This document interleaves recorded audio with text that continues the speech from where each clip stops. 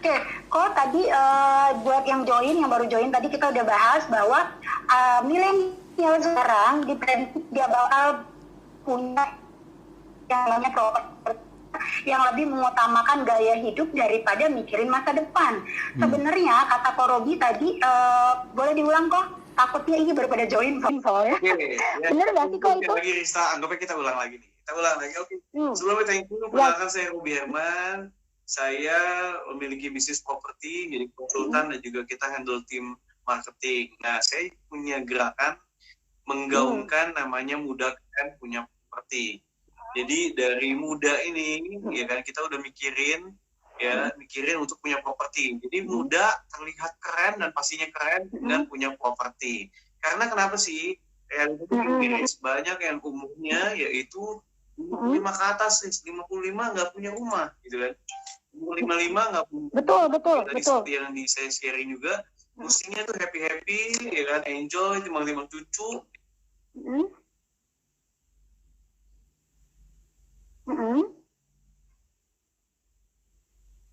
Halo Ko.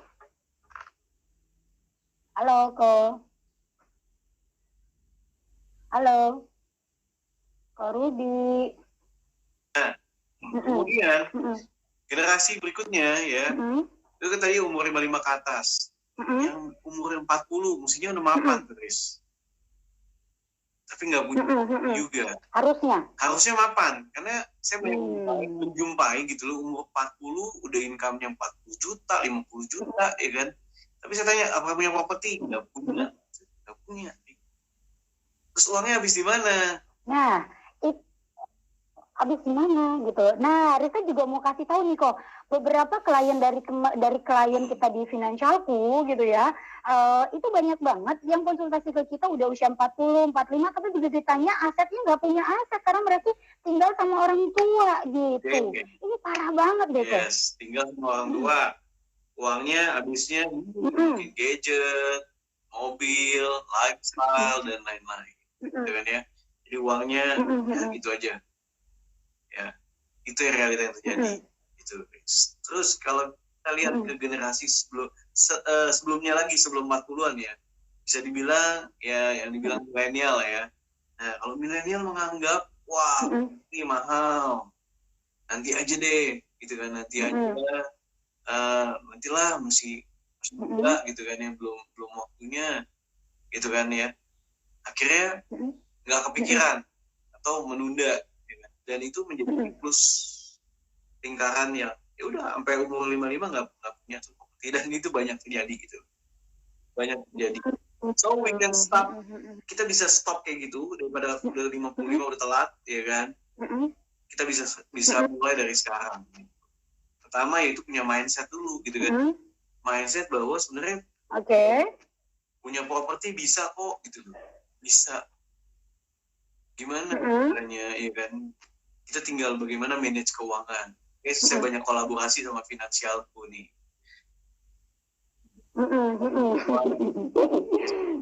Ya, dibantu Rista juga dalam manage keuangan gitu kan ya.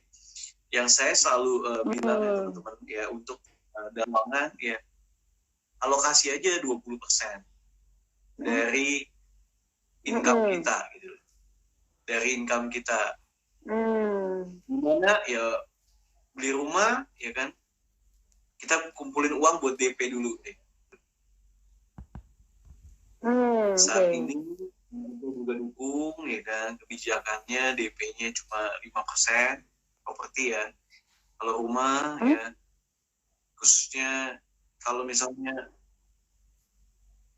Arbi, kalau income saya cuma di bawah 8 juta atau sekitar UMR gimana? Apakah bisa gitu kan ya? Jawabannya bisa. Itu pertanyaannya kok. Jawabannya bisa. Tapi ingat dulu dong, ini kita note ya, bahwa kalau income-nya di bawah UMR, contoh di bawah UMR Jakarta gitu ya, dia kerja di Jakarta gitu ya, tapi income-nya di bawah UMR, apa iya bisa beli properti, di mana sekarang harga properti luar biasa mahalnya kok. Ya, gini, luar biasa mahalnya, ya kan, kalau mungkin adanya di kota gitu kan, Iris ya.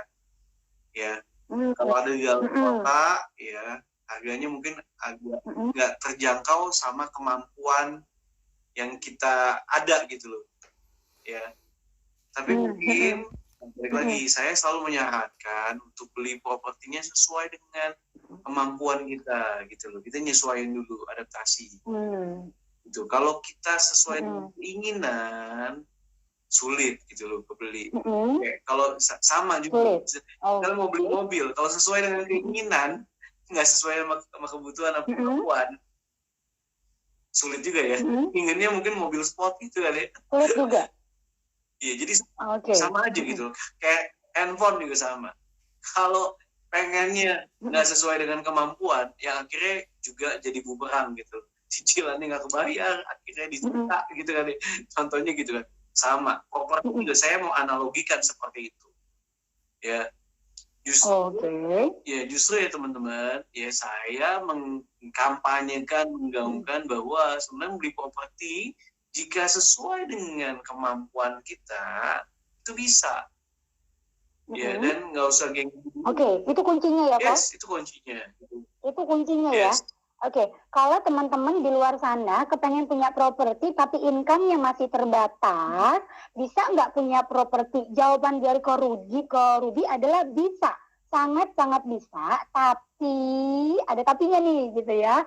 Tadi kata Ko Ruby ya, kalau kamu beli sesuatu berdasarkan kepengen punya mobil sport, itu kan harganya mahal gitu ya. Sedangkan kemampuan kamu nggak ada. Itu artinya ketika kamu punya sesuatu, kepengen punya properti yang sesuai dengan budget atau terukur gitu ya, Ko ya. Yes.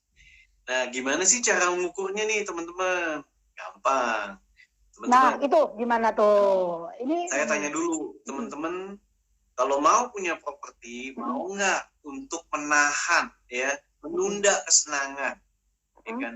Budgeting, ya. Nah, ini dulu. Tunda kesenangan. Wah, finansialku banget ini. Makanya kita sefrekuensi. Ya kan?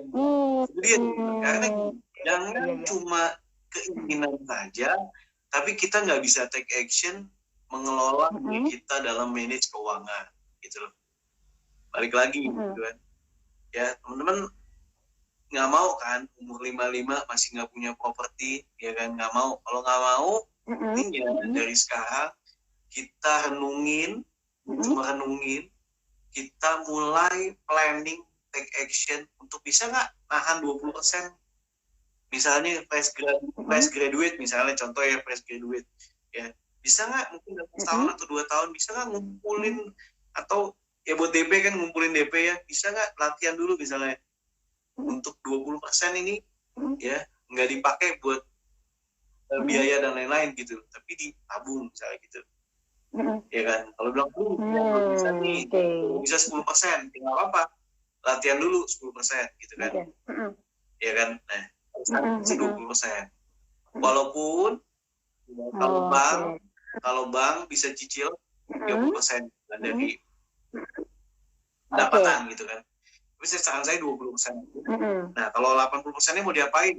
Bisa koordinasi sama Rista tuh, budgetingnya ngapain aja.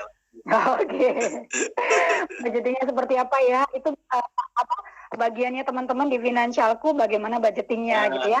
Nah, jadi buat sahabat Finansialku jadi ya kan, buat teman-teman semua ini kebiasaan jelas di Finansialku gitu kan. Jadinya sahabat Finansialku nggak apa-apa deh, sahabat Rista gitu ya. Agar buat teman-teman semua, tadi Ko Ruby kasih tahu bahwa kita itu bisa banget punya yang namanya properti meskipun income kita terbatas, asal teman-teman semua mau menunda yang namanya kesenangan. Itu kuncinya yang pertama, menunda kesenangan gitu ya. Nah, ketika teman-teman udah kepengen punya properti, kemudian yang kedua setelah ditunda kesenangan, yang kedua adalah gitu ya, teman-teman sisihkan 20% gitu. Nah, kalau 20% dari income-nya terlalu besar, ya udah deh dulu. Penting do action gitu ya. Robi, next nanti kita kolaborasi ngomongin asuransi ya. Gitu ya. Jadi itu gitu ya. Yang kedua adalah tadi teman-teman tadi setelah tahu berani menunda kesenangan, sisihkan 20%-nya. Kalau 20% masih dianggap berat gitu ya, nggak apa-apa, mulai dari 10% disisihkan dari income-nya untuk disisihkan ya, bukan disisain ya. Itu pun kalau sisa lagi nanti. Ingat, begitu punya income, langsung disisihin karena tadi teman-teman kepengen punya properti gitu ya. Nah, kok tadi kalau udah disisihin, kalau bank aja kan minimal 30%. Nah, kalau tadi income-nya, kita berbicara rata-rata untuk yang income-nya menengah ke bawah dulu deh kok, tapi pengen punya properti. Ada nggak sih tempat-tempat atau daerah-daerah yang sebenarnya dari harga tanah ataupun propertinya masih bisa terjangkau meskipun income-nya terbatas? Yes. Kita pertanyaannya banget. Berita baik dulu. Menurut Koko gimana? Iya. Berita baiknya yaitu ada, ya. Ada, pemerintah juga mendukung, ya kan, dengan adanya, kalau yang paling dari, bisa kata yang disupport oleh pemerintah, ya, rumah, bilangnya rumah subsidi atau rumah FLPP, ya kan, harganya saat ini di luar Jakarta ya, Bodetabek ya, luar Jakarta. Itu starting dari sekitar 168 juta, Chris. 168 juta tapi di luar Jabodetabek gitu ya. Tepatnya di daerah mana gitu kok? Oh, untuk tahu lebih tepatnya silakan follow IG-nya kok Ruby Herman. Di luar Jakarta. Di luar Jakarta di mana itu kok tepatnya? Bodetabek. Nah, di luar Jakarta tepatnya di mana? Bodetabek. Oke. Ya kan, Serpong ada, Tangerang ada, gitu kan. Yes. Dan rata-rata itu dekat dengan stasiun. Oke, rata-rata dekat dengan stasiun dengan Bodetabek dengan harga 168 juta. Yes, rumah subsidi, ya. Tapi kalau rumah subsidi, oke. Cuman kalau bilang, oh saya nggak mau rumah subsidi, ada nggak yang lebih naik lagi? Ada. Mungkin harganya 180 juta. Ada. 180 juta. Ada, tapi ya itu daerah mana? Dan banyak developer besar gitu loh yang meluncurkan rumah-rumah yang harganya segitu, 180 juta, 190 juta gitu ya. Ya, ada. Cuma pasti bilang, aduh jauh banget. Pak Ruby jauh banget gitu kan ya. Dan lagi ya kan. Saat ini sesuai sama kemampuan dulu. Nah, itu Riz. Karena kenapa? Yes. Kedengeran kok jelas. Kalau kita memaksakan kehendak, ya misalnya kita memaksakan kehendak, ya kita pertama bank juga nggak bisa terima. Kalau cicilannya mungkin 50% dari income, ya kan, atau 60%, itu nggak bakal bisa diterima gitu kan. Karena ya Risa tahu ya bahwa syarat-syarat perbankan juga menilai kan kemampuan dari membangun, gitu kan. Nah kalau misalnya kita maunya yang nggak sesuai sama kemampuan kita, tapi kita mau, akhirnya nggak pernah ketemu kan, Riz? Ketika kita bekerja lebih lagi, ya kan, yang kita ingini, tempat yang kita ingini, harganya makin tinggi. Makin lama makin tinggi, betul. Oh iya, masuk logika juga sih kau. Dan Rista tahu nggak bahwa rumah yang FLPP atau rumah subsidi tersebut itu juga makin naik, Chris. Itu juga makin naik. Tahun lalu harganya 158 juta. Ini 168 juta, naik 10 juta. Naik 10 juta, oke. Ya kan? Itu karena harga inflasi kali itu ya. Yes. Padahal kalau tahun lalu, ya kan, memutuskan untuk beli, ya kan, kita itu apa untuk beli. Tahun ini udah mengalami kenaikan gitu, Riz. Dan tahun ini udah punya rumah, gitu kan. Gitu, Riz. Oke. Nah, jadi naik gaji mungkin kenaikannya yaitu ya 10%, 20% top ya. Udah top 10%. Ya sebanding sama kenaikan properti. Tadi properti naiknya yang rumah sederhana naik 10 juta. Belum kalau properti lainnya gitu loh. ya. Oke. Jadi, nah kenapa saya sarankan ambil dulu deh yang rumah sederhana gitu kan, atau rumah yang di atas yang sesuai dengan kemampuan, ya kan, minimal teman-teman udah punya rumah. Oke. Ya kan? Baru ngerti nih tips-tipsnya kok. Yes, nanti pelan-pelan kalau udah dapat rezeki lagi tambahan, nah misalnya rumah itu mau dijual, ya, rumah itu dijual, ya, atau rumah itu mungkin dipakai, ya, mau disewakan atau apa gitu setelah mungkin 5 tahun atau apa, bisa aja gitu.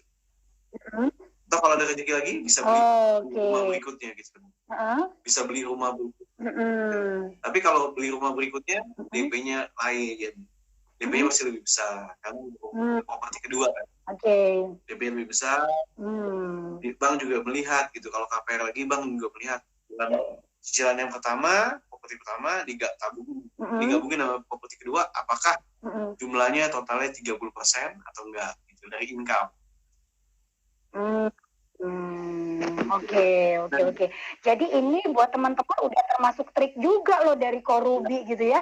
Gimana teman-teman punya properti pertama, terus dari properti pertama teman-teman punya properti kedua. Makin keren ini tadi. Padahal tadi pembahasan kita adalah dengan income yang terbatas, kita kepengen punya properti. Tapi dengan teknik ya dari Korubi, jangankan yang terbatas gitu ya. Ya, apa yang terbatas aja bisa beli gitu ya, apalagi Anda yang income-nya berlebih. Tadi syaratnya adalah apakah teman-teman mau menunda kesenangan untuk impian masa yang akan datang. Itu ya Pak ya kuncinya. Nah tadi Risa menarik banget deh. Tadi teknik gimana caranya kita punya properti pertama dengan income yang masih di bawah UMR adalah tadi beli yang sesuai dengan kemampuan kita, mampu menyicilnya berapa gitu ya. Itu yang pertama gitu ya. Kalau kita mengikuti kemauan yang pengen dapatnya lebih bagus, lama-kelamaan kita nggak akan pernah bisa punya gitu ya.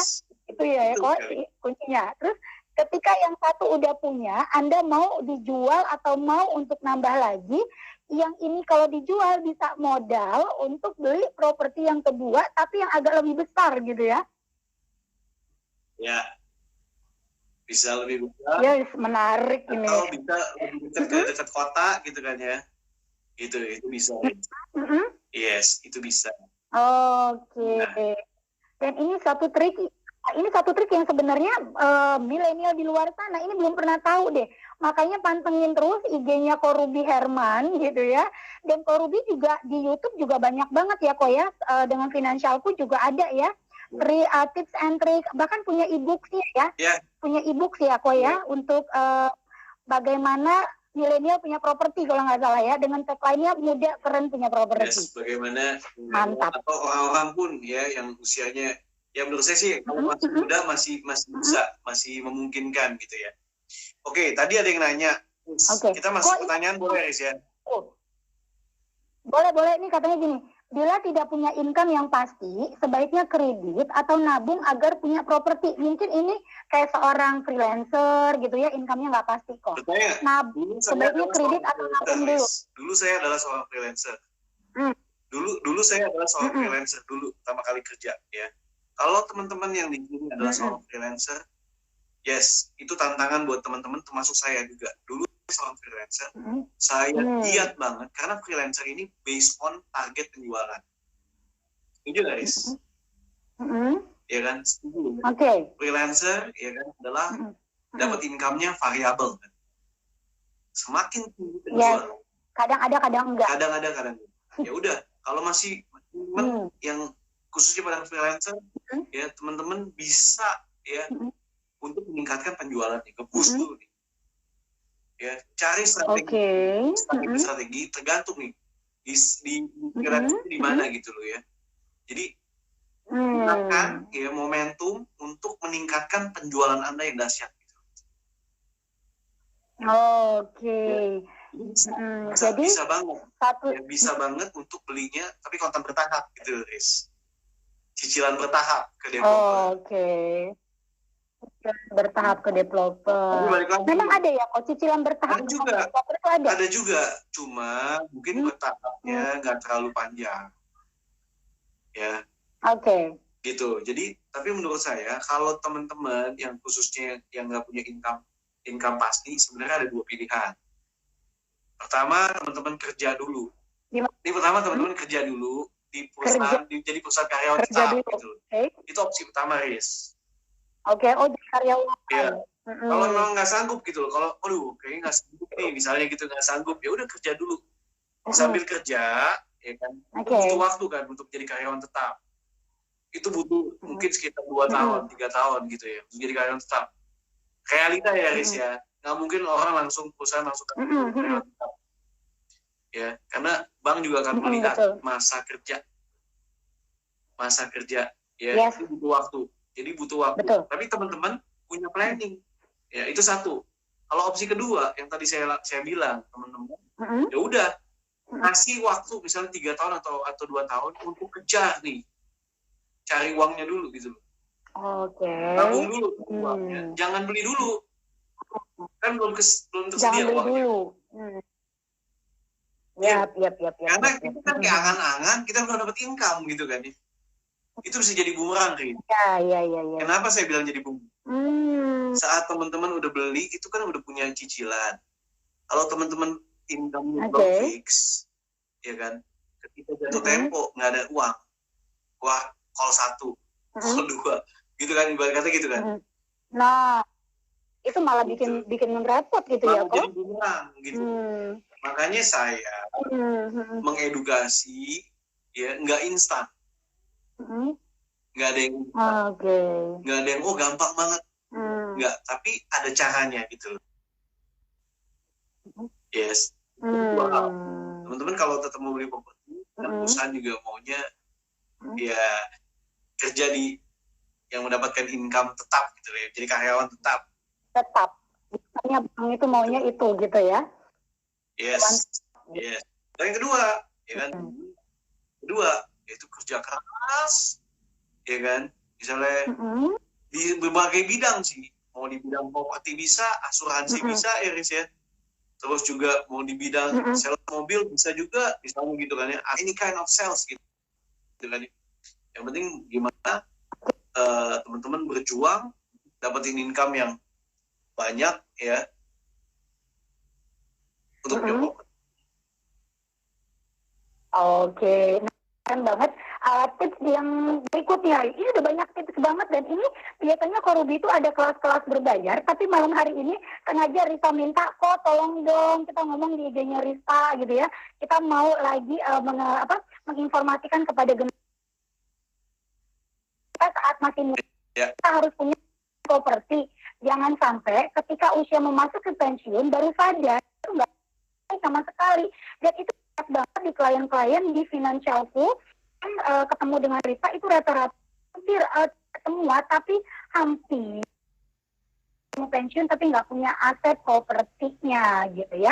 Nah, ini ada lagi kok pertanyaan adalah kalau pensiun berarti satu jadilah karyawan dulu, karena bank ketika mau mengajukan kredit atau pinjaman itu biasanya melihat dia karyawan tetap atau enggak gitu ya. Jadi masuk tetap. Atau yang kedua, kalau kamu punya seller, jadi seorang seller, 3 tahun bukan sebanyak-banyaknya gitu ya, untuk bisa kamu beli properti. Itu keren banget dong ya. Tinggal kamu pilih mau cara 1 atau cara 2 gitu ya. Kalau perangkat keuangan, panggil Rista dari Finansial dan lebih konsultasi tentang bagaimana impian punya rumah bisa. Ke pertanyaan kedua nih, bila uangnya belum cukup, tanahnya dulu atau rumah pakai kredit?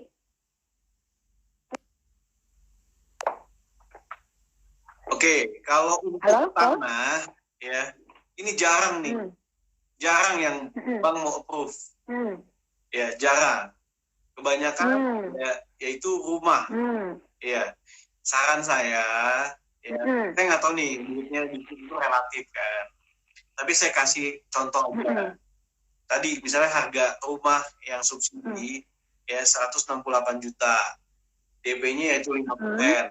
Jadi teman-teman siapin aja sekitar 9 juta, 10 juta deh. Ya. Nah, 10 juta itu buat DP, gitu kan ya. Lalu tiap bulannya teman-teman itu cicilannya rata-rata kurang lebih sekitar 1 juta untuk rumah sederhana. Gitu. Jadi kalau saran saya ya kan, kalau ini mau kredit ya kan, ya kredit pasti rumah gitu.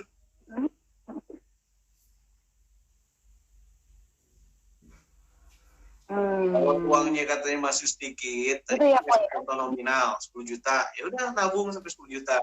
Oke. Oh gitu. Jadi sama ya, harus benar direncanakan, jangan asal ambil keputusan gitu. Dan kalau nggak tahu, konsultasikan pada yang mengerti gitu ya kok. Kok ada lagi dari Tunjung katanya gini, saya tanya via DM ke Ruby nggak dibalas. Tuh kok. Mohon maaf. Nanti saya coba cek lagi ya. Saya coba cek, mungkin ada yang miss, mungkin gitu. Karena kan banyak nih, gila, banyak DM juga gitu. Mohon maaf. Nanti saya coba. Boleh DM. Ya, karena kalau Ruby orang pada konsultasi gitu ya. Oke. Ini ada tadi Owen Panggit, Pak Ruby saya juga mau dong punya rumah. Oke. Buat Owen mau punya rumah tadi Korubi udah ngomong dari awal cara-caranya. Tapi kalau misalnya kamu mau tahu lebih jauh mengenai bagaimana kamu punya properti, follow IG-nya Korubi gitu ya. Kemudian Koko itu bisa konsultasi seperti apa sih kok? Nah ini Pak Owen sudah punya properti juga. Mungkin mau punya lagi. Pak Ruby saya juga mau dong punya rumah. Oh udah punya, beli lagi dong. Pasti dengan Korubi ya? Oh iya. Teman-teman yang mau nanya tentang gimana sih caranya, kita ya keren. Saya mau jawab yang lurus. Ada yang mana? Ada yang PNS. Oh iya PNS kelewatan gimana ya? PNS kok? Oh iya kelewatan. Oke, saya bacain ya. Mana? Nanti kelewatan nanti dikomplain. Nah ya, tadi iya. Kalau misalnya ada juga muda baru diangkat jadi PNS, TNI, Polri, tinggal di rumah dinas, merasa sudah punya properti gimana? Ingat, saya sih kurang tahu apakah rumah dinas ini jadi milik atau enggak, ya kan? Tapi pertanyaan saya, kalau misalnya rumah dinas ini cuma sementara, artinya bukan, ya nggak, Riz? Betul. Hanya dipinjamkan gitu ya kasarnya ya kok. Kalau misalnya bukan, artinya teman-teman mesti punya pikiran untuk yang punya sendiri dong, gitu kan? Gitu. Jadi rumah dinas ini belum tentu kan jadi milik. Jadi mesti tanya dulu nih, apakah rumah dinas ini misalnya masa kerja berapa lama jadi milik atau enggak? Atau mungkin ada program juga. Saya nggak tahu, balik lagi kan ke kebijakannya gitu ya. Gitu. Semoga menjawab. Ya. Jadi intinya sih buat teman-teman yang TNI, Polri segala macam, jangan terlena dengan semua fasilitas yang diberikan gitu, karena itu tadi nggak tahu apakah memang setelah masa jabatan berapa tahun terus rumah jadi hak milik gitu ya. Tapi sih sebaiknya walaupun nanti menjadi hak milik, lebih enak dan damai lagi gitu ya kalau kita punya sendiri ya kok ya. Betul. Kalau bisa punya beberapa lagi. Kalau gitu punya beberapa gitu ya. Yes. Nah tadi Korubi ya kasih tips gimana sih teman-teman yang milenial dengan budget income-nya terbatas gitu ya. Bukan berarti harapan atau impian Anda itu musnah gitu aja, harapannya nggak bisa punya properti. Ternyata bisa banget loh punya properti meskipun income-nya terbatas gitu ya. Ya, ini udah langsung nanya. Bang Ruby mau tanya, apakah worth it jual properti untuk dilemparkan ke beli saham? Tolong dijawab nih kok. Dia jual properti terus main gini, ini balik lagi ke masing-masing personal ya, personal. Ada yang high risk high gain, ada yang tipe safety player. Kalau saya termasuk yang safety player. Saya tipe yang safety player. Aman, gampang. Ya, aman-aman. Jadi saya kumpulin uang, saya beli ke properti, saya sewakan gitu kan ya. Karena kenapa saya memilih properti ini? Karena gini, satu itu punya capital gain, ya. Misalnya properti yang saya beli itu kurang lebih mungkin di tahun 2005, 2000, harganya udah naik 2005, 2006. Udah berlipat-lipat gitu ya. Itu capital gain-nya naik. Ya kan? Terus selain itu ada juga kita bisa sewakan. Gitu. Kita bisa sewakan. Ya kan? Kalau misalnya sewa misalnya tahun keberapa lagi nggak mau sewain mau pakai sebagai misalnya buat kayak rumah kedua atau villa atau apa misalnya gitu kan ya, mau buat liburan atau buat apa gitu ya, silakan, kita bisa kalau properti kita bisa mengatur ini properti mau diapain ya kan. Nah apalagi udah lunas nih misalnya properti, misalnya udah lunas gitu kan ya, kita bisa mungkin kalau kita lagi mau beli properti lagi, kita bisa jaminin itu properti, dapat uang, kayak refinance gitulah ya, iya kan, dapat uang, kita bisa beli lagi properti. Tapi balik lagi sesuai dengan. Sama ya tadi pokoknya jadi DP gitu ya. Kadang takutnya gini, kalau ketika orang mindsetnya beda-beda sih ya, ada yang orang berani tadi ya high risk, take risk gitu ya, dia ngambil keputusan tuh yang berani banget. Ada juga yang biasa aja nggak terlalu berani gitu ya. Jadi balik lagi ke teman-teman, budgetnya berapa dengan kondisinya, kira-kira mampu melakukan pembayaran atau enggak. Gitu. Nah, sekarang ada lagi kok. Arif Wiyaji kayaknya dari tadi nanya mulu ya gitu. Kayaknya ini lebet banget pengen punya rumah kayaknya kok. Oke, pertanyaannya katanya, misal saya punya uang 50 juta, kemudian saya belikan tanah, menurut Ko Ruby gimana? Oke, kok dijawab waktunya singkat, karena kita kurang lebih tinggal 5 menit lagi, kalau enggak nanti kita mati tiba-tiba, gitu ya. Yeah. Nah, ini gimana nih kok pertanyaannya? Kalau saya punya uang 50 juta, kemudian diberikan tanah, menurut Ko Ruby gimana? Oke nggak sih keputusannya? Boleh aja, boleh saja gitu loh. Tapi ingat, tanah itu kan juga kalau memang buat planning ke depannya, ya pilihlah tanah yang safety juga gitu loh. Kita harus tahu karena kan ya saran saya lebih bagus di daerah developer ya, saran saya gitu, karena ya udah mereka yang urus izin-izinnya gitu loh. Kalau mungkin tanah yang mungkin nggak jelas, kita hati-hati juga. Ya. Sebenarnya kalau misalnya saya kalau saya punya 50 juta, menurut saya sih mendingan beli kayak rumah komersil yang harganya mungkin sekitar 80 juta, itu jadi buat DP. Ya kan, balik lagi Arif uangnya berapa ya kan, itu misalnya beli satu atau juga mungkin 2 rumah ya. Balik lagi sesuai kemampuan ya. Kalau kemampuannya ada ya bisa dapat 2 properti. Tapi kalau mau settle 1 aja dulu deh gitu. Menurut saya sih biar aman lah ya. Mendingan sih rumah ya kan, mendingan rumah, sebagian buat DP, sebagian buat jangka waktu untuk ini buat cicilannya gitu loh. Kan misalnya beli rumah yang harganya 110 juta gitu kan ya, kalau DP-nya 5%, ya kan nggak sampai 10 juta, nah 40 juta buat pelor, buat gitu loh. Rumahnya udah ada, Arif bisa sewain atau Arif bisa tinggal di sana gitu kan ya. Nah, punya dana darurat banyak gitu loh. Oh, keren banget ini gitu ya. Oke. Atau kok bisa apa kita kalau nanti ini mati kita bisa masuk lagi? Kok ada waktunya? Boleh banget. Kayaknya ini pertanyaan masih mau.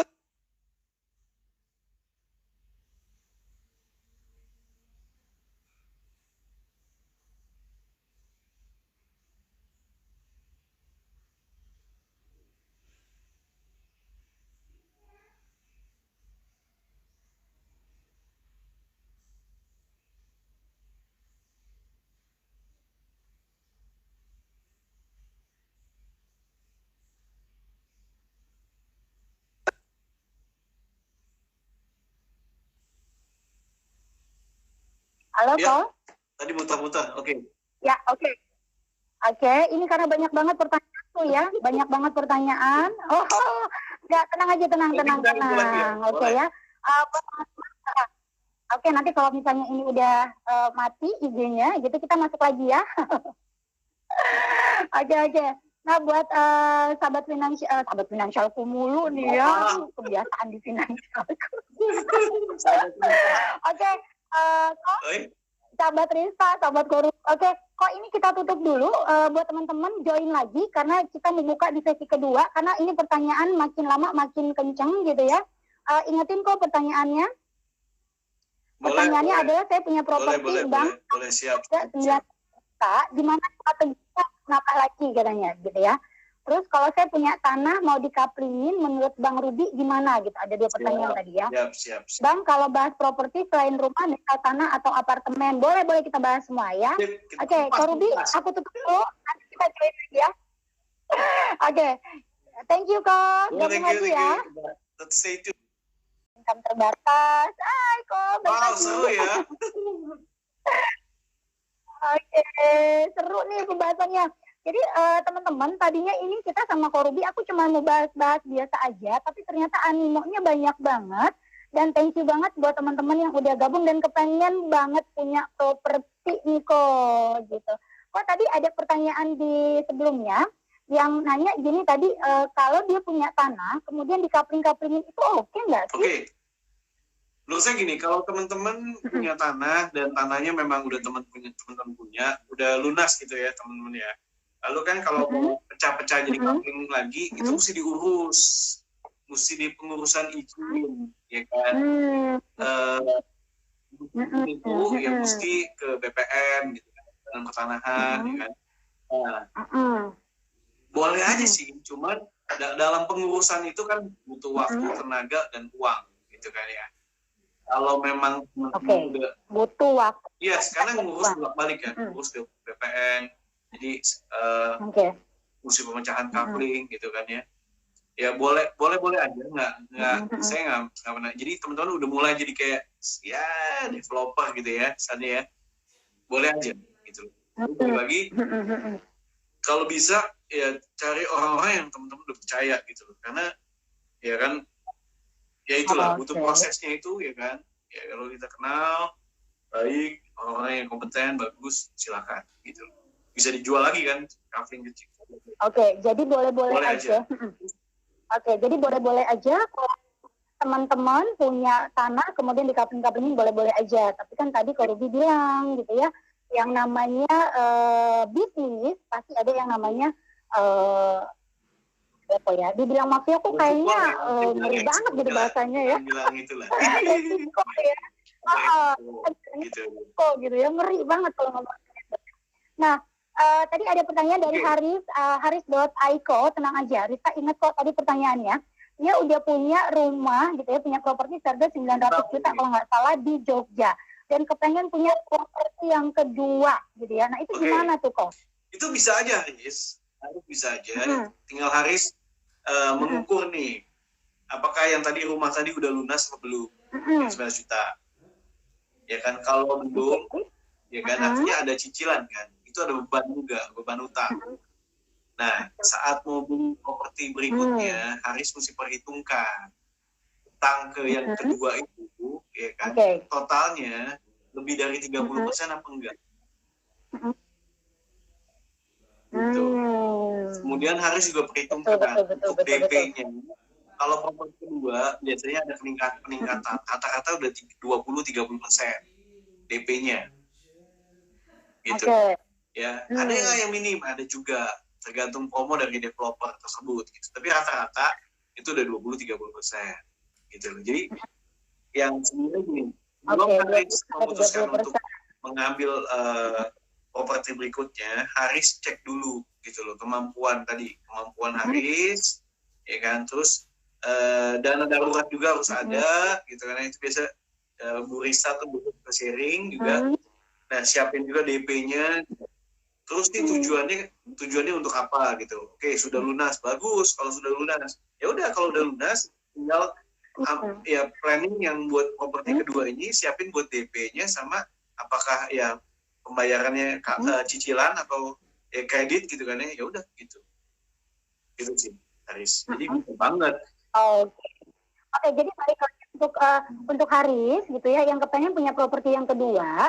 Kak Ruby tadi bilang, tanya tujuan kamu untuk punya properti yang kedua ini untuk apa gitu ya. Nah kemudian kamu juga harus disesuaikan dengan budgetnya. Jadi kalau kita di Financialku, kita selalu bilang ketika kamu pengen berinvestasi dalam bentuk apapun, contohnya kayak properti gitu ya, harus pastikan dulu dananya ke depannya, kalau misalnya mau ngambil dalam proses cicilan, ada nggak uang untuk membayarnya? Cukup nggak gitu ya. Jadi semuanya balik lagi ya Haris ya. Tadi dia jawab lagi deh. Lebih bagus ambil dari deposit. Iya, dia kepengen banget nih punya properti yang kedua nih kok gitu ya. Bagus banget. Ambil dari developer atau beli rumah second Bang katanya. Nah, masing-masing punya keunggulan dan juga kelemahannya gitu. Kalau rumah dari developer fresh, bagus. Ya kan? Nah, mungkin harganya cenderung lebih tinggi dibanding yang second. Gitu kan, yang fresh. Ya.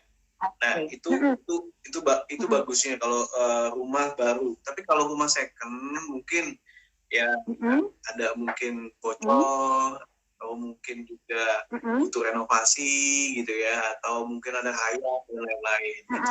Jadi mesti siapin juga dana cadangan kalau untuk beli rumah second gitu ya. Jadi memang minus. Saya sih ada sharing juga di finansialku tentang pilih rumah baru atau rumah second gitu kan ya. Itu sih. Nah, jadi buat Haris ya harus checklist dulu nih semuanya. Ya kan? Dari sisi karena setiap orang beda-beda ya sisinya ya. Nah, harus checklist dulu. Kekuatan kalau rumah baru nih apa? Ya kan, keunggulannya apa? Kelemahannya apa? Menurut Haris cek di developer tersebut gitu. Kalau rumah baru biasanya fasilitas-fasilitas udah baru semua kan, masih bagus gitu. Dan biasanya kalau udah rumah dari developer ya, rumah baru itu rata-rata mungkin jauh dari kota. Ya, kalau rumah second ya mungkin ada juga yang dekat kota gitu kan ya, mungkin tergantung daerahnya lagi. Nah, balik lagi sih. Ini balik lagi sama pilihan, tapi menurut saya semuanya ada plus minus, itu pilihan dari Haris memutuskannya yang mana gitu. Oke. Tergantung pilihan dan juga tergantung dengan budget, ketersediaan budgetnya itu berapa saat ini gitu ya. Karena ketika kita membeli sesuatu, Risa tambahin nih kok ya, dari sisi finansialnya, ketika kita membeli sesuatu, biasakan kita berhitung ke depannya. Apakah nanti kita akan ada penambahan income? Kenapa? Karena begitu Anda punya properti satu lagi, kalau tidak menjadi aset yang produktif, maka itu akan menjadi aset konsumtif, yang otomatis pasti ada pembiayaan atau liability yang akan kita keluarkan. Nah, itu siap nggak kita gitu di saat income-nya tidak naik gitu. Tapi kalau misalnya teman-teman pilihannya sudah oke, perencanaannya sudah matang, ke depannya sudah berhitung, ya monggo-monggo aja. Tinggal dilihat plus dan minusnya, mau beli rumah baru atau rumah yang second gitu ya. Nah, ini keren banget nih, makin lama makin panas gitu ya. Karena semua orang pengen punya rumah kok gitu ya. Jangan lupa, kalau rumah second itu DP-nya cenderung lebih besar. Gitu ya. Ini ada pertanyaan lagi, ini pertanyaan atau pernyataan gitu ya dari Tunjung. Bukannya lebih murah kita beli rumah yang over kredit. Nah, ini gimana nih? Kalau posisinya kita mau beli yang dari over kredit gitu. Plus minusnya seperti apa? Bisa juga. Kalau kita beli over kredit, kita lanjut kredit lagi, bisa boleh aja. Asal dilakukan secara benar-benar transaksinya real gitu loh, nggak di bawah tangan. Banyak yang terjadi orang over kredit, udah beli DP-nya udah dibayar gitu, tapi udah namanya masih pakai nama dia aja. Karena apa? Mungkin orang nggak mau balik. Itu yang terjadi, Riz. Banyak saya jumpai kayak gitu. Nah, artinya gini, Riz. Ini misalnya contoh, ini rumah atas nama si A, dia jual ke atas nama si B. Ya. B udah bayar, tapi namanya tetap masih nama.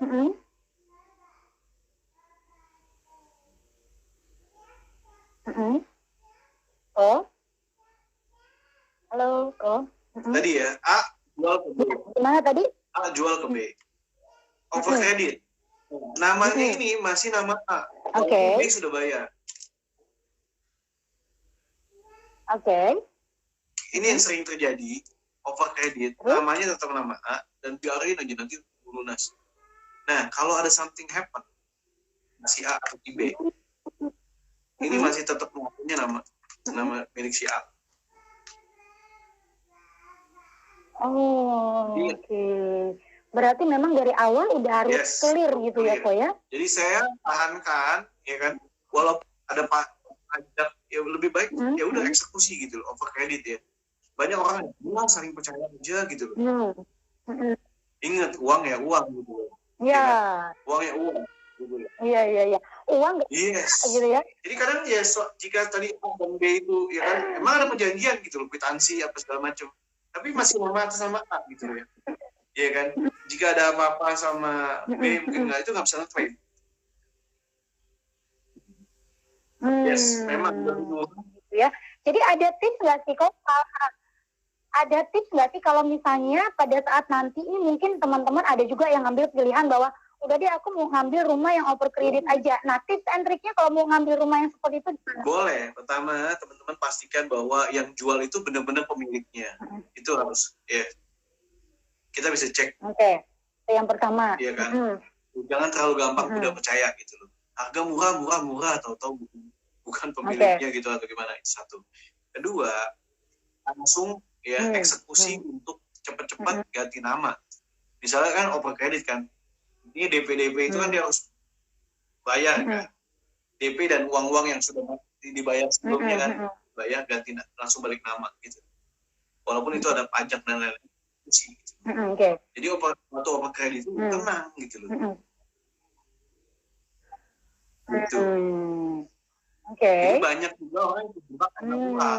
Karena murah, ya udahlah. Terus begitu, udah balik nama dulu deh. Kalau balik nama kan kena bayar pajak gitu kan, Riz. Jadi karena ditunda uang. Biaya balik nama gitu. Gitu, Riz. Oke. Jadi memang tipsnya adalah ketika teman-teman memutuskan untuk membeli melalui yang namanya over kredit, itu nggak masalah, boleh-boleh aja. Tapi pastikan yang menjual rumah itu adalah pemilik sah dari si rumah yang akan di over kredit gitu ya kok. Itu yang pertama gitu ya. Yang kedua harus langsung dibalik nama, jangan entar dulu. Kenapa lebih baik kita urus saat ini daripada nanti kita bermasalah ke depannya gitu ya. Wah ini makin lama makin menarik nih gue ya. Langsung eksekusi rumah di tempatnya.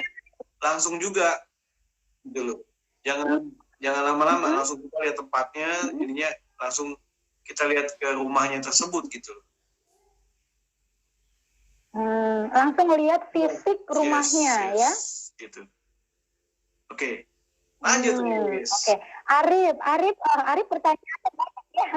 Arif pertanyaannya banyak. Arif tinggal nanti DM ke Koruby gitu ya. Nanti Koruby biasanya suka kasih private ya untuk teman-teman yang mau konsultasi tentang bagaimana sih teman-teman itu punya properti meski teman-teman memiliki income-nya tidak terlalu besar atau bahkan di bawah UMR. Siapa bilang nggak bisa? Nggak ada yang nggak mungkin kalau teman-teman punya tujuannya jelas dan mau berusaha. Itu sih kuncinya. Oke. Niko, pertanyaan lagi. Pertanyaan terakhir kok. Nanya lagi juga nggak apa-apa kok.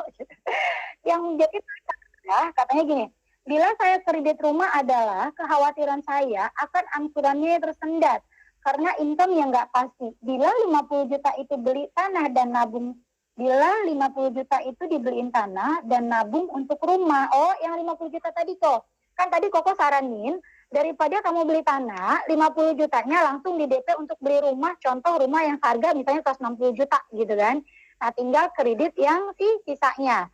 Tapi ketakutannya adalah kalau aku beliin rumah, takutnya karena akunya income-nya naik turun, nggak punya pendapatan fix, aku malah takutnya nanti aku nggak bisa bayar, malah namanya jadi jelek, rumahnya nggak dapet gitu kan. Nah ini kompleks banget kayaknya. Nggak apa-apa sih. Jadi gini, boleh aja sih kalau misalnya Arif memutuskan ingin udah beli tanah aja, saran saya carilah tanah-tanah kalau misalnya Arif yang tahu riwayat tanah tersebut gitu. Kita jangan beli tanah asal ya yang ditawarkan. Oh ini nih ada kebun gitu ya, kita nggak tahu gitu loh asal usulnya, karena ini ada resiko juga, ada resiko sengketa, ada resiko double, ya kan. Nah saya mau teman-teman ya kan, boleh dana segitu-segitunya lagi, ya kan, salah beli, salah beli tanah, salah beli, hilang gitu. pula. Jadi lebih baik, makanya saya lebih baik juga gini, Arif kan ada ketakutan. Satu, gimana kalau kredit rumah nggak bisa bayar? Ya benar, nggak apa-apa gitu. Tapi Arif juga mesti pikirin, karena banyak sekali ya yang nawar-nawarin juga, jual ada tanah. Tapi kalau Arif nggak jelas tanahnya di mana, yang punya ini siapa gitu ya. Nah, ya akhirnya 50 jutanya melayang gitu loh. Banyak yang DM report ke saya juga gitu. Jadi Arif kalau memang memutuskan untuk beli tanah, ya cari tahu lah riwayat tanah tersebut, siapa pemiliknya, ya kan, sertifikatnya gimana. Kadang gini, banyak saya jumpai tanah-tanah yang murah, ya kan, sertifikatnya nggak jelas, aku doang. Sertifikatnya nggak jelas gitu. Jadi ini bisa terjadinya tumpang tindih gitu. Begitu sih, Riz. Jadi jadi udah jelas banget. Please dipikirkan matang-matang buat Arif, ya kan. Kalau misalnya contoh ya, Arif ya, ada teman saya dia dari ya kota di luar Jakarta gitu loh, misalnya di Bekasi gitu ya. Dia tahu nih, gue tinggal di sana. Nah, sebelah-sebelahnya dia tahu, ada tanah gitu ya. Dia tahu pemilik tanah itu siapa, riwayatnya 20 tahun yang tahu si ini nih. Nah, terus kemudian saya mau beli, karena dia tahu riwayatnya, dia tahu nih dulu si ini itu aman. Nah, ada orang tua dekat situ tinggal. Tapi yang repot nggak tahu, itu risikonya. Gitu sih, Riz. Setuju nggak, Riz? Oke. Nah itu kalau setuju. Kalau itu tadi masukan dari Korubi, bagaimana sih kalau misalnya kita punya income 50 juta, beli tanah dulu atau beli rumah? Kalau tadi Korubi bilang katanya daripada tanah, lebih baik ada kemungkinan kamu beli aja rumah dulu, itu buat dijadiin DP. Sisanya dibagiin buat cicilan gitu ya, pakai kredit. Tapi kalau misalnya kamu tadi punya penghasilan yang tidak fix, alias itu seperti influencer gitu ya, seperti yang pendapatannya naik turun gitu ya, Anda bukan seorang karyawan.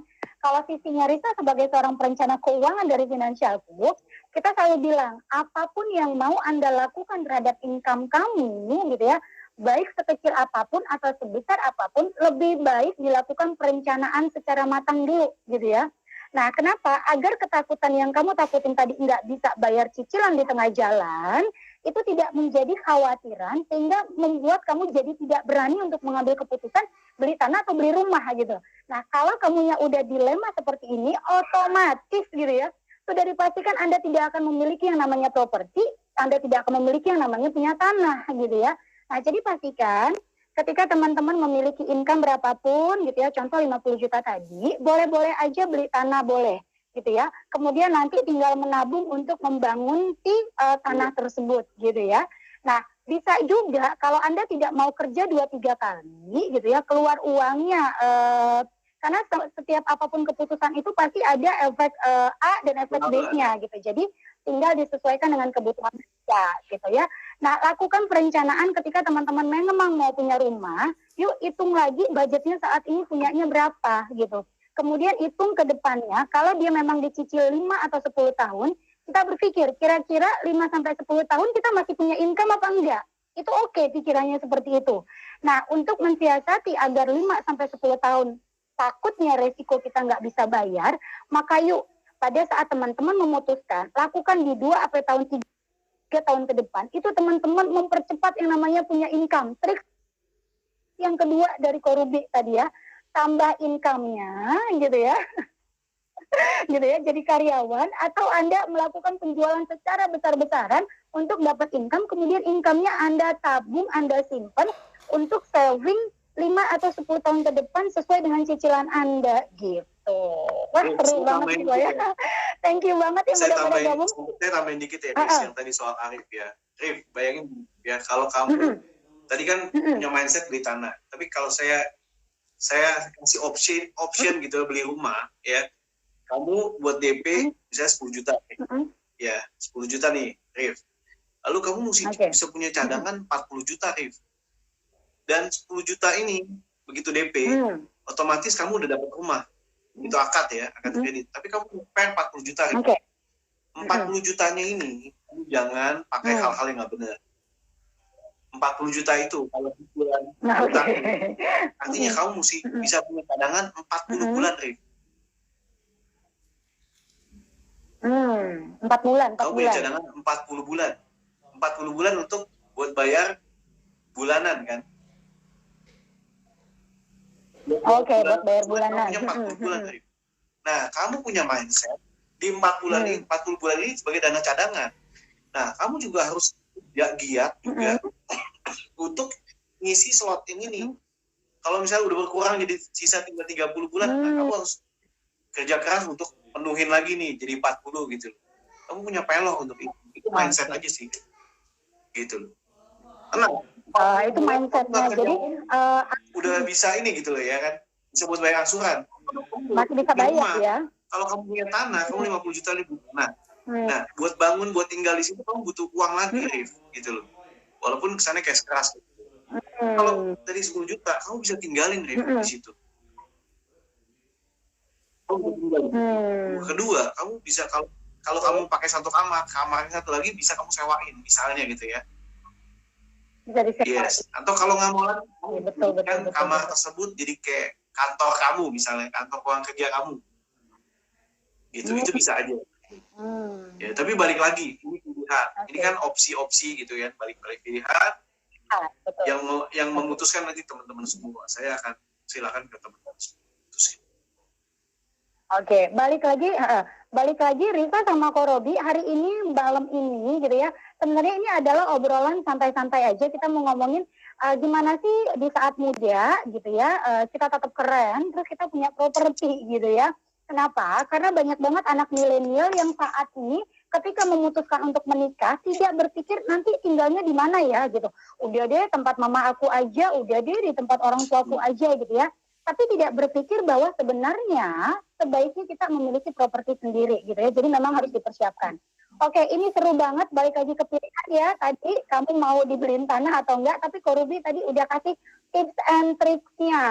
Saya cuma bilang, kok ada pertanyaan lagi tadi? Tua atau tinggal di rumah tua memang enak, sementara enak. Ya, tapi ya namanya nyampur. Oke, sementara enak. Namanya nyampur pasti ada rasa-rasa yang ya hal-hal sepele kan. Hal-hal sepele kan.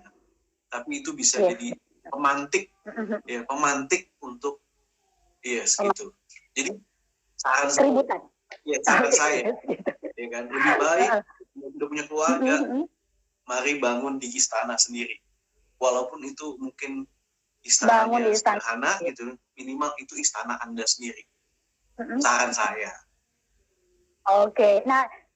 Oke, nah itu juga keren sih kok sama kita di Finansialku juga nih Risa gitu ya teman-teman.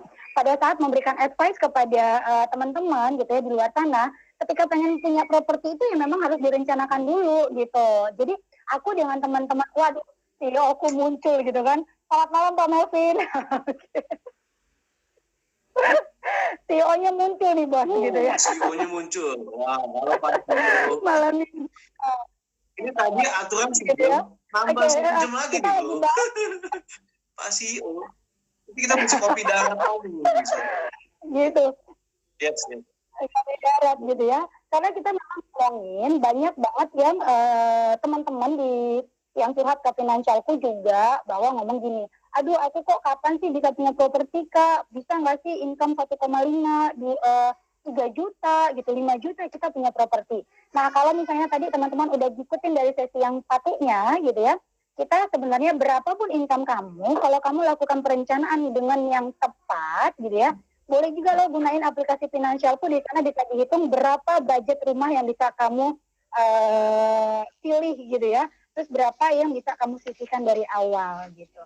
Mumpung ada CEO gue nih kok. Pak CEO, yes. Tapi thank you sama Finansialku, gue kolaborasi gitu loh, ya bisa sama-sama kita mengedukasi gitu ya. Jadi buat saya ini kayak passion gitu loh. Buat saya ini passion. Yang saya gaungkan ini udah keren punya properti, ya saya nggak ada referensi terserah gitu loh. Rumahnya terserah teman-teman. Ini passion. Semakin teman-teman punya kayak kesadaran punya rumah, buat saya itu kepuasan buat diri saya sendiri gitu ya, karena yang melihat para milenial, orang-orang punya rumah ya membangun kehidupan yang lebih baik kan gitu loh menurut saya. Dan saya cuma sharing edukasi yang benar gitu loh. Benar, nggak mengecohkan, nggak membuat orang jadi panik atau apa, tapi saya kasih tahu fondasi-fondasi yang benar supaya teman-teman ya bisa membangun keluarga dan juga kehidupan yang bagus gitu sih. Oke, nah itu tadi tujuannya sama sih dengan Finansialku juga, kita tujuannya adalah mengedukasi masyarakat Indonesia agar cerdas mengelola keuangan ya gitu ya. Sama, biar tujuannya buat punya rumah itu bisa tercapai gitu. Nah ini ada kok dari jual kacamata, katanya gini, saya beli tanah kapling di Semarang, belinya tahun 2012 cuma 21 juta, sekarang jadi 130 jutaan. Nah ini pertanyaannya apa ya, kamu mau cerita atau apa ini? Oh dia mau cerita kali. Ya dari 2000 ke sekarang gitu ya, ada 8 sekarang 2020, ada 8 tahun jadi 130 juta kok. 8 tahun naik kenaikannya Semarang ya 600%. Betul kan? 6 kali lipat, 600%. Amazing, kan? Betul. Amazing, yes. Oke. Amazing. 21 juta tapi ternyata dia sekarang bisa menciptakan aset 130 juta. Nah, memang sih buat teman-teman semua ngomongin tentang properti itu nggak ada habisnya, tapi yang namanya properti adalah salah satu cara kita untuk cepat kaya sebenarnya. Contoh tadi, beli 21 juta, 8 tahun kemudian itu jadi 130 juta ya kok. Cepet banget kayaknya ya. Gitu ya. Nggak semuanya nggak ada resiko juga. Yes. Selalu ada resikonya juga. Ya. Apa resikonya? Yang tadi, kalau membelinya resikonya itu apa? Kalau membelinya nggak sesuai dengan kemampuan.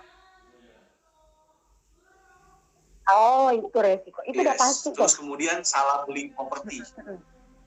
Salah beli properti. Nah, sebentar. Ini menarik. Kenapa kok ada disebut dengan kesalahan beli properti? Apa itu kok? Salah properti. Yang tadi Koko bilang. Yes. Gini loh. Di luar sana banyak sekali penawaran-penawaran. Yes. Nah, saya bersama teman aku, saya selalu bilang, please carilah properti yang udah jadi. Ya. Kenapa gitu? Meminimalisir resiko. Sekali. Ya saya ngomong general aja, banyak sekali juga developer nakal. Ya. Nah ini yang kita perlu tahu. Tahun lalu ya, saya nggak mau sebut brand atau apa tahun lalu, tapi teman-teman bisa searching gitu. Banyak sekali yang nakal gitu. Belum ada rumahnya, masih tanah, jual gitu. Ya apalagi berkedok yang berkedok dengan ya teman-teman tahu lah ya, kadang berkedok ya. Nanti teman-teman bisa googling berkedok ya, saya bilang ya berkedok. Akhirnya banyak penipuan gitu loh. Itu yang terjadi. Ya, itu yang terjadi. Jadi saran saya, carilah developer yang rumahnya udah ready, Riz. Jadi begitu akad, kan kita udah bisa pakai langsung, Riz. Begitu akad kredit kita bisa pakai. Gitu. Kalau belum ready, nanti harganya naik ini. Tadi dulu deh. Kita pilih aja yang udah ready. Gitu, Riz. Kadang pesan saya simple, tapi ketika itu diterapkan, ya Anda menghindari resiko ditipu.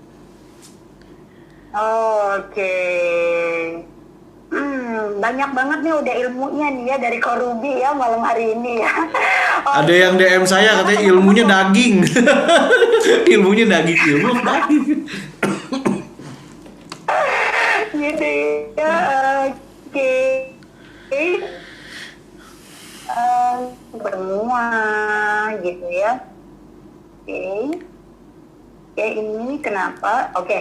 Oke, mantap bro. Katanya ada lagi nggak nih pertanyaan kok ya? Tadi ada yang nanya, katanya, saya lupa. Tadi ada yang nanya juga, mana ya tadi ya? Udah ke belakang sekali tuh. Terima kasih ya. Ya sama-sama. Senang bisa berbagi, senang bisa. Oke, Haris nanya nih, Riz. Si Haris lagi nih. tadi properti pertama saya properti pertama saya lengkapi buat guest house.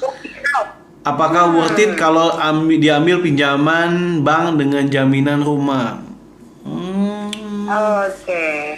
Ya sebenarnya ini jadi produktif sih, jadi produktif. Boleh aja sih Haris, tapi mesti ukur resiko ya. Jadi gini Haris, kalau kamu jaminin properti pertama kamu ya, jadi pelor kamu harus banyak gitu. Pelornya kamu harus banyak Haris. Jadi kayak misalnya kalau tadi kan kamu 900 juta gitu kan ya. Ingat kalau misalnya kamu jaminin mungkin keluarnya 70%. 70% dari 900 juta gitu kan ya. Dapat keluar misalnya 7 kali 9 ya anggapnya misalnya 500 jutaan deh. Ya kan misalnya gitu, 500 jutaan. Nah, Haris mau beli lagi misalnya properti, ya kan? Ingat cicilan berarti ada cicilan kan dari rumah pertama ini kan dijaminkan kan, ada jadi pinjaman. Nah, itu harus pikirin gitu loh. Nah, jadi kalau misalnya Haris mau pinjaman kedua, pasti kan DP-nya harus tambah. Terus saran saya, misalnya punya rumah yang 19 juta, kita mau beli lagi, saran saya sepertiganya aja lah. Beli properti yang sepertiga dari harga ini. Jadi jangan terlalu memaksakan kehendak. Ingat, saya nggak mau teman-teman jadi bumerang. Ingat, tadi kan si Rista juga ngomong kalau ketika kita beli sebuah properti lagi itu juga jadi beban hutang. Jadi kalau kita udah aman, jadi sebenarnya jangan juga terjebak oleh, ya ingat itu juga kan bermata dua juga gitu kan, bisa jadi beban, ya bisa jadi bagus. Jangan ekspektasi yang terlalu berlebihan sama investasi properti, ya. Karena situasi, kondisi, waktu itu bisa berbeda, nggak bisa copy paste, gitu loh, ya. Kalau misalnya tadi siapa yang itu untung 6 kali lipat, belum tentu saat ini bisa, belum tentu. Jadi jangan itu jadi patokan, ya. You have to prepare for the worst-nya, hope for the best, tapi prepare juga for the worst, gitu loh, gitu. Jadi lebih baik kita ya tenang-tenang aja, ya kuatin fondasi kita, ya kan, jangan terlalu ini juga, tapi kita kuatin, ya income kita kuatin, terus juga ya jangan jadi jebakan gitu loh. Akhirnya misalnya Haris ya properti pertama udah dijaminin, terus properti kedua misalnya nggak jalan atau income-nya nggak pasti, jadi kan beban dua-duanya kan. Artinya ntar ini bisa disita, ini juga bisa ini gitu loh, gitu Rista. Jadi malah nanti dua-duanya malah jadi nggak punya sama sekali ya kok ya. Yes. Nah ini lebih parah lagi. Nah maka itu saya, gitu ya strategi saya atau saya sarankan tadi harganya 19 juta kan yang properti pertama Haris kan. Nah beli properti yang kedua yang harga 300 jutaan aja lah. Gitu. Kalau 300 jutaan, DP-nya bisa 30%, paling DP keluar 100 juta. Haris misalkan tadi ada dana ke 500 juta, keluar 100 juta, 400 juta buat pelor. 400 juta ini buat bayar misalnya Mas Haris cicilan. Pelor tadi ya buat jangka panjang cicilan tadi. Yes. Gitu. Nah atau misalnya nanti cara memiliki punya properti pertama, yuk coba deh teman-teman gunain aplikasinya Finansialku gitu ya. Di sana ada menu yang bisa membantu teman-teman untuk bagaimana sih dana yang kita butuhkan untuk kalau kita punya properti. Nah jadi di sana itu ada fiturnya gitu ya. Nanti kamu misalnya pengen punya rumah di daerah Semarang atau Bogor, ya. Mau belinya 5 tahun lagi, jadi kamu berapa yang harus disisihkan sudah dari awal gitu ya. Tapi satu kuncinya, berani untuk menunda kesenangan, maka impian kamu bisa terpenuhin gitu. Oke, ini ada lagi pertanyaan nih kok. Ya, boleh. Oke. Tadi yang untung beli 21 juta dijual 130 juta. Katanya anaknya dekat LC tol sekarang rendah, ternyata dibangun jalan tol, jadinya kena pembebasan lahan kali gitu ya. Jadinya jadi mahal gitu. Alhamdulillah ya, berarti rezekinya gitu.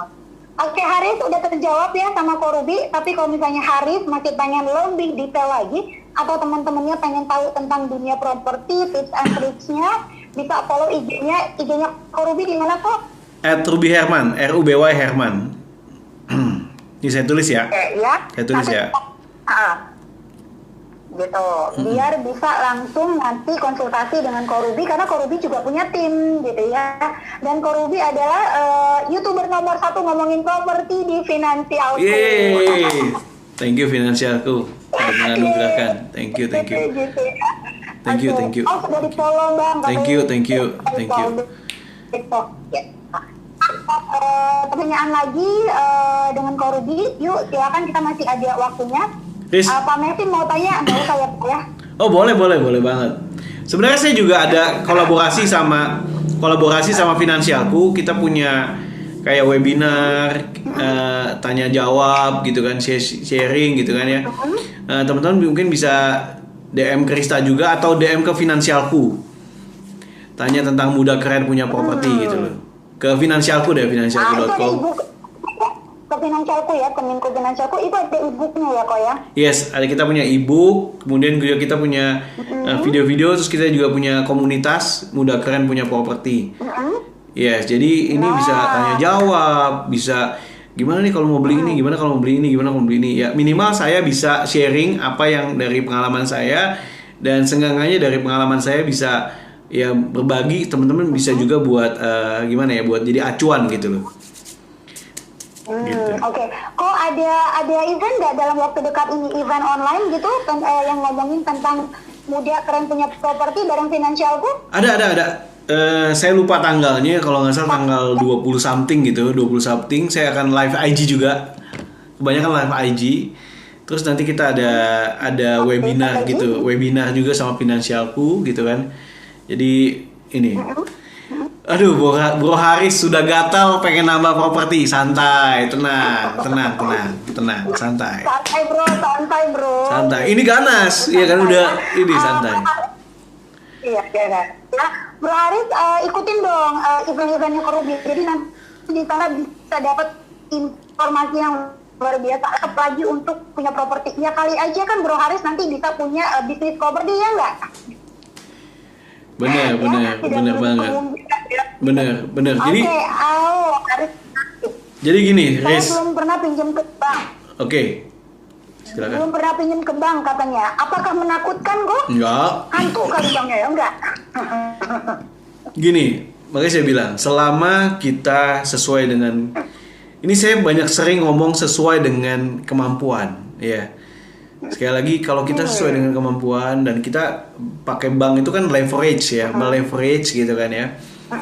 Artinya kita bisa meleverage ya harga properti, kita beli pakai DP gitu kan. Tapi kan kita punya utang nih, kita punya utang. Nah, kita juga harus tahu porsi utang kita sama porsi income kita. Jadi teman-teman, saya selalu sarankan punya namanya dana cadangan atau dana darurat atau ya pokoknya dana yang ya benar-benar ya taruh di deposito atau di tabungan gitu ya, emang dana cadangan gitu ya. Jadi if something happen, seenggaknya udah ada ya persediaan dana cadangan itu, dan teman-teman jadi tenang gitu kan ya. Kayak gini misalnya, dari kondisi gini kan, oh mungkin ketika teman-teman udah punya cadangan, ya udah tenang aja gitu loh. Kita tinggal memikirkan gimana nih, how to lewatin ini, tapi udah punya planning gitu loh. Tapi kalau nggak punya dana cadangan, stres. Betul ya, Riz ya? Oke. Sama. Betul. Jadi Sama. sahabat semuanya, teman-teman semuanya gitu ya. Lama-lama kita bikin acara sendiri, artinya gini, sahabat Ruby dan Krista gitu. Bikin tanya jawab, boleh. Gitu. Bikin jawab gitu ya. Oke, malam Bu Rista, malam Putra, apa kabarnya? Ini dari Jawa Timur, jauh nih. Wih, mantap. Kediri. Hai Kediri. Hai, asik Kediri. Welcome. Haris tanya lagi nih, Chris. Haris tanya lagi. Income bulanan rata-rata 8 sampai 10 juta, ya kan? Terus dengan pinjam bank kira-kira berapa? Oke, kalau gitu saya kasih gini aja, Riz. Kamu jangan jaminin rumah kamu. Jangan. Kalau income kamu 8 sampai 9 juta, ya kan? Ya udah. Kamu kumpulin buat DP dulu, ya kan? DP, cari aja properti yang harga 300 juta gitu kan ya. 300 juta masih ketaker tuh, Riz. Gitu kan. Jadi masih ketaker, ya kamu DP-nya ya 10% lah gitu loh, atau 5%. Karena ini Ini kan kamu KPR pertama gitu kan ya. Nah, saran saya itu kamu nggak usah jaminin Riz, ya kan? Ya beli yang harga segitu. Ya kan? Karena kalau kamu jaminin, ya kan? Ingat kamu punya beban. Tapi kalau kamu nggak jaminin, ya itu jadi kamu punya aset yang pertama nggak diganggu gugat gitu lah. Apalagi kamu ada income juga kan dari guest house juga kan. Nah, kamu nyicil dulu lagi, ya kan? Yang rumah yang udah jadi gitu ya, saran saya inget ya, yang udah jadi ya harganya ya tadi kalau kamu tadi dengan income segitu ya beli yang 300 jutaan aja ya. Tapi entar kalau kamu ada rezeki mau dilunasin atau mau dicepat-cepat silakan ya. Nanti kalau udah mulai income-nya menambah lagi baru nambah aset lagi gitu loh. Slowly, ingat dalam ini properti kedua, ketiga, keempat, slowly but sure. You have to build your fondasinya great dulu gitu loh. Jadi kokoh, nggak gampang diombang-ambingkan gitu loh. Siap. Fondasi keuangannya harus kuat dulu ya Pak Haris ya.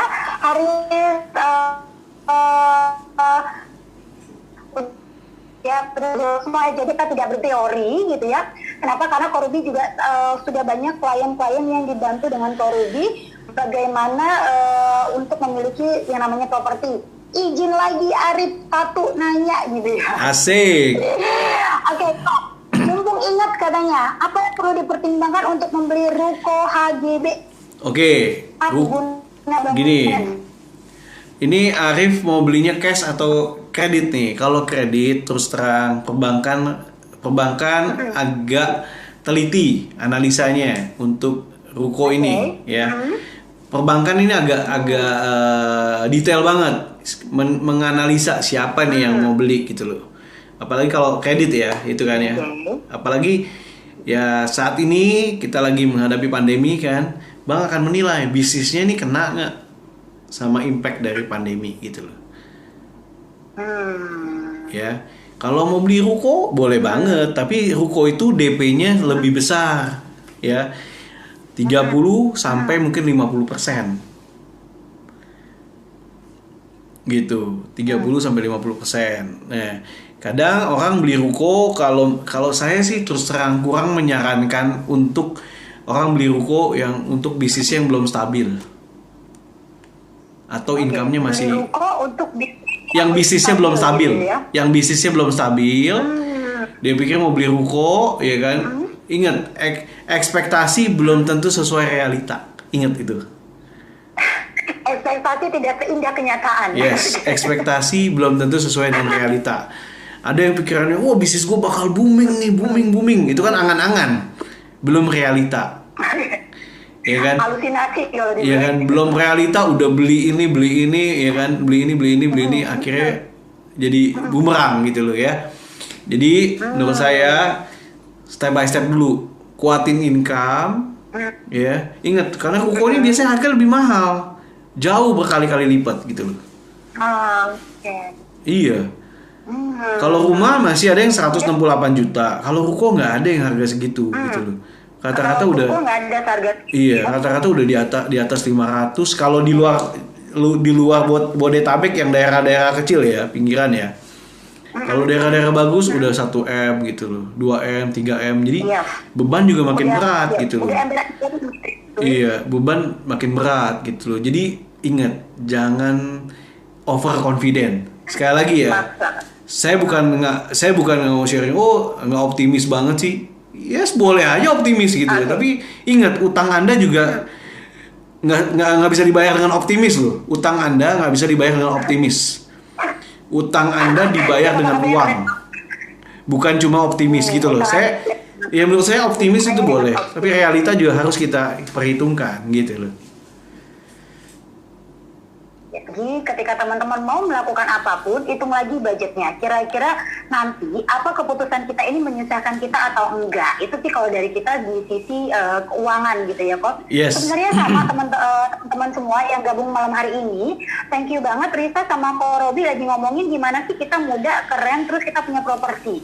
Nah kenapa ini selalu kita gaungkan antara kita membantu edukasi bagaimana masyarakat di luar sana, khususnya generasi milenial, Gen Z gitu ya, untuk memiliki properti di saat muda. Kalau bisa di saat muda bisa punya properti, kenapa harus nunggu Anda pensiun? Karena ketika Anda pensiun, Anda belum ngerti gitu ya. Jadi memang sejak muda, kalau Anda sudah punya, karena gini juga, ketika kita mau melamar seseorang gitu belum gitu.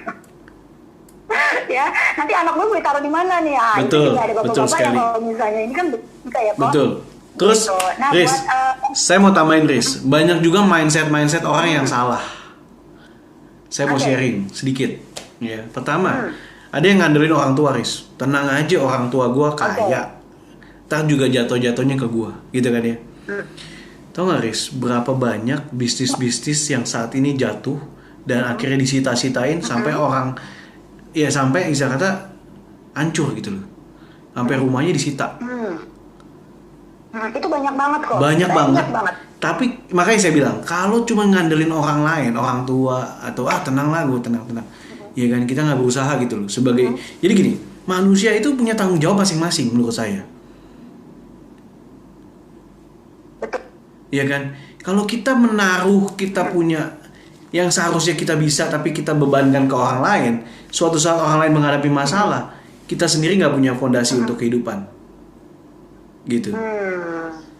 Ya, jadi itu yang saya bilang, banyak mindset yang salah gitu loh.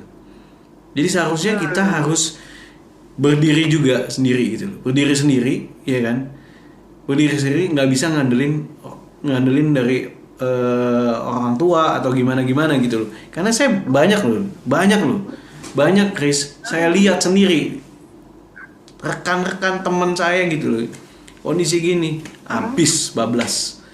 Yang orang tuanya gitu ya, gitu loh, ya kan. Tapi kalau misalnya kita, ya kan kalau bisnis orang tua kan kita nggak bisa ngatur kan, ya kan. Kalau ada kendala atau ada apa, tapi kalau misalnya bisnis kita bisa manage. Ingat, kita bisa kontrol apa yang kita bisa kita punya gitu loh, ya kan. Tapi kalau Betul, setuju. iya, kalau kitanya ngandelin daripada orang segala macam, ngandelin mertua juga atau ngandelin apa, ya kan. Karena banyak hal yang bisa terjadi gitu loh. Oke. Iya kan, ntar ribut lah atau apa. Tapi kalau kita punya sendiri ya udah. Misalnya diperdebatkan atau apa, kita punya sendiri gitu loh, Riz. Gitu. Jadi maka itu saya menggaungkan ya mindset yang benar gitu loh. Karena gini loh teman-teman. Karena gini, Riz, realita yang terjadi untuk kayak gadget udah banyak sekali influencer yang menggaungkan review produk, keunggulan gadget, ya. Jalan-jalan, Liz. Tempat-tempat yang unik, yang harganya mahal-mahal, banyak sekali yang menggaungkan. Oke. Traveling. Otomotif, iya kan? Tapi kalau edukasi tentang properti ini jarang, Riz. Jarang, gitu loh. Iya, sekarang berapa banyak? Sama sih kok, sama. Iya kan? Sama ya, Riz ya?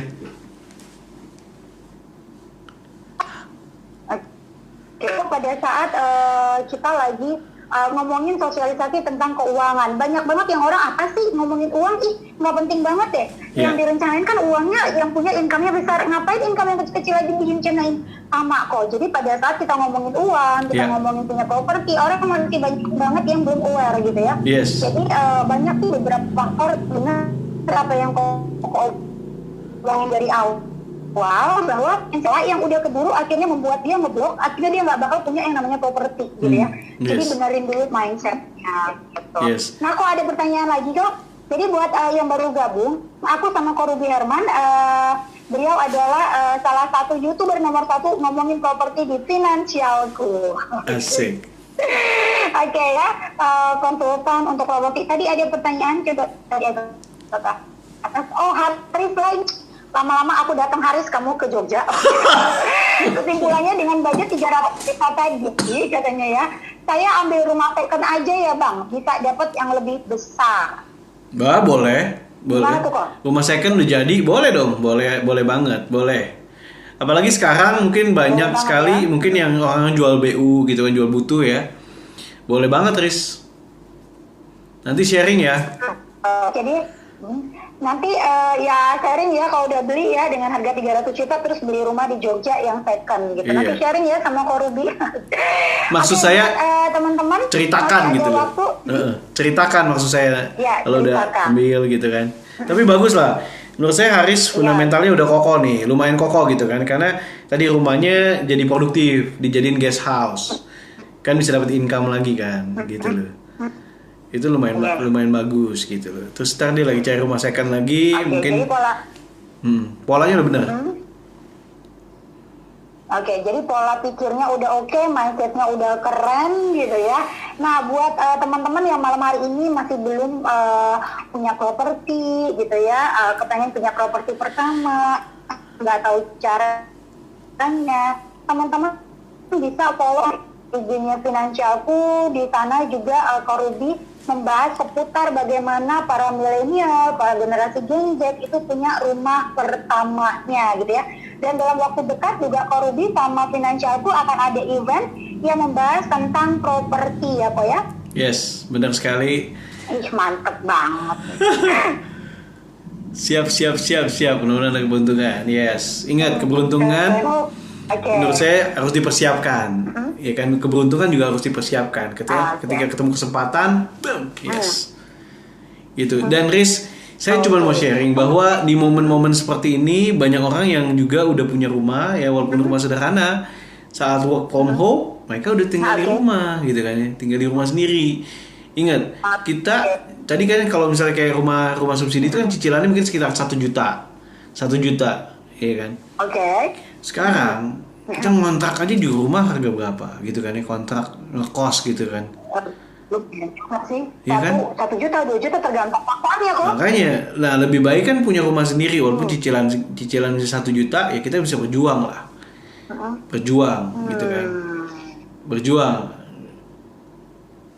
Gitu, Riz. Oke, berarti keren banget lah ya. Oke. Kemarin siap. Oke. saya juga dapat informasi dari CEO-nya Finansialku bahwa ada timnya dari Finansialku. Yes. Bahwa ada tim dari Finansialku juga kan yang biasa kan suka ngurusin dan dia banyak karena ngurusin webinar kan banyak nyerap ilmu kan dari saya kan.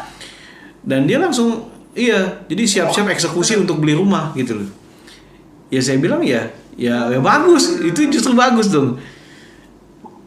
Itu bagus banget jadi. Iya.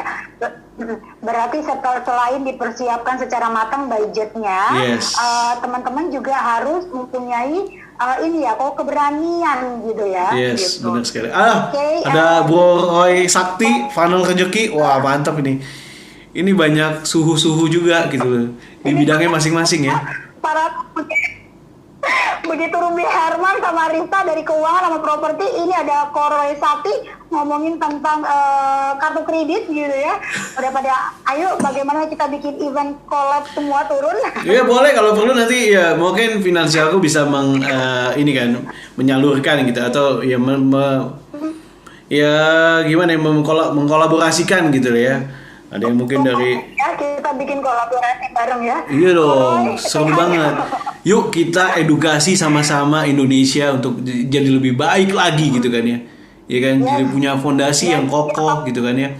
Ya kan, karena saya juga percaya bahwa kartu kredit juga ketika kita gunakan dengan baik ya kan, bagus juga gitu loh. Itu yang Pak Roy Sakti ya kan sharingkan gitu juga. Yes, betul. Funnel rezeki juga. Funnel rezeki juga mantap kan. Jadi funneling rezekinya aja. Ya. Ini funnel. Iya. Oke, thank you yang buat udah gabung malam hari ini. Kita masih punya waktu berapa menit lagi kok? Mungkin berapa ya? 7 menit kali ya? 7 menit kali ya mungkin. Oke, 7 menit ya. Kita ngomongin